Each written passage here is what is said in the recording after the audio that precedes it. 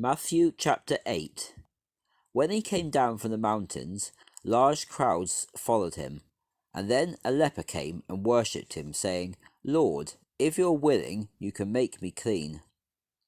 Jesus reached out his hand and touched him, saying, I will, be clean.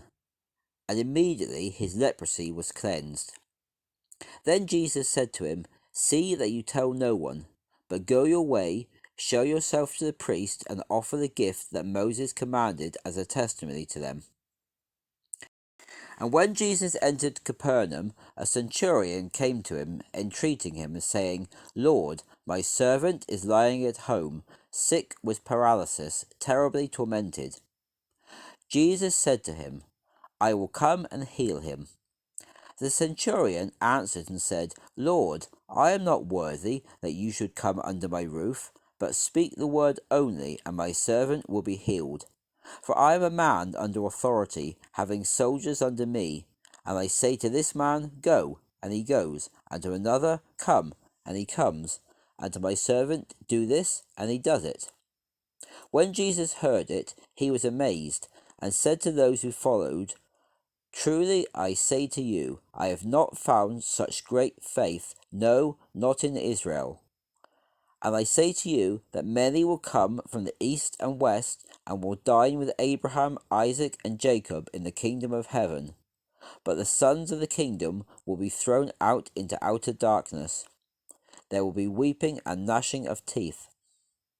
Then Jesus said to the centurion, Go your way, and as you have believed, so let it be done for you. And his servant was healed that very moment. When Jesus entered Peter's house, he saw his wife's mother lying sick with a fever. He touched her hand, and the fever left her, and she rose and served them. When the evening came, they brought to him many who were possessed with demons, and he cast out the spirits with his word, and healed all who were sick, to fulfill what was spoken by Isaiah the prophet. He himself took our infirmities and bore our sicknesses. Now when Jesus saw large crowds around him, he gave a command to depart to the other side. Then a certain scribe came and said to him, Teacher, I will follow you wherever you go. Jesus replied, The foxes have holes, and the birds of the air have nests, but the Son of Man has no place to lay his head. Another of his disciples said to him, Lord, let me first go and bury my father. But Jesus said to him, Follow me, and let the dead bury their dead. Then he entered the boat, and his disciples followed him.